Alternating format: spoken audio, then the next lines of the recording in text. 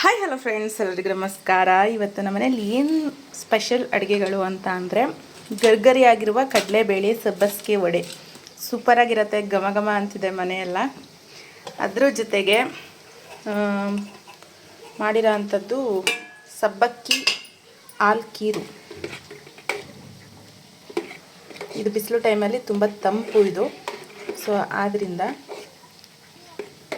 ನಂತರದಲ್ಲಿ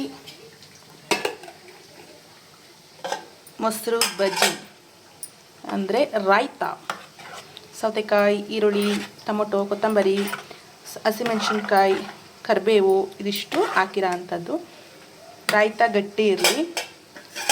ಇದ್ರ ಜೊತೆಗೆ ಮೇನ್ ಡಿಶ್ ಬಂದು ಬಿಸಿ ಬಿಸಿ ತರಕಾರಿ ಬಿರಿಯಾನಿ, ವೆಜಿಟೇಬಲ್ ಬಿರಿಯಾನಿ. ಕಲರ್ ಏನು ಸಗದಾಗಿದೆ ಅಲ್ವಾ? ಸೊ ಟೇಸ್ಟು ಅಷ್ಟೇ ಮಸ್ತಾಗಿರುತ್ತೆ. ಸೊ ಇದ್ರ ಫುಲ್ ವೀಡಿಯೋನ ನಾನು ಯೂಟ್ಯೂಬಲ್ಲಿ ಹಾಕಿದ್ದೀನಿ, ಹೇಗೆ ಮಾಡೋದು, ಹೇಗೆ ಮಾಡಿದೆ, ಎಷ್ಟು ಟೈಮ್ ತಗೊಂಡೆ ಈ 4 ರೆಸಿಪಿ ಮಾಡೋದಕ್ಕೆ ಅಂತ ಅಂದ್ಬಿಟ್ಟು. ರಕ್ಷು ಕೈರುಚಿ ಯೂಟ್ಯೂಬ್ ಚಾನಲ್ನ ಸಬ್ಸ್ಕ್ರೈಬ್ ಆಗಿ ಫುಲ್ ವೀಡಿಯೋ ನೋಡಿ ಹೇಗಿತ್ತು ಅಂತ ತಿಳಿಸಿ. ಆಹಾ, ಪಾಯಸ ಜೊತೆಗೆ ಒಡೆ ಸಾಕು. ಮೊಸರು ಬಜ್ಜಿ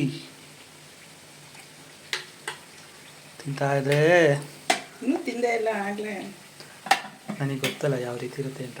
ಇಂಟಿಮೇಟ್ ಕಾನ್ಫಿಡೆನ್ಸ್ ಅಲ್ಲ, ಕಾನ್ಫಿಡೆಂಟ್. ಘಮ ಘಮ. ಈ ಘಮ ಬರೋದಕ್ಕೆ ಕಾರಣ ಚಕ್ಕೆನಾ ಅಥವಾ ಬೇರೆನಾ? ಮಾಡಿರುವ ಕೈ. ರುಚಿ ಬರೋದಕ್ಕೆ ಕೈ. ಟೇಸ್ಟ್ ಮಾಡಿ ಹೇಗಿದೆ ಅಂತ ಹೇಳಿದ್ದಾನೆ.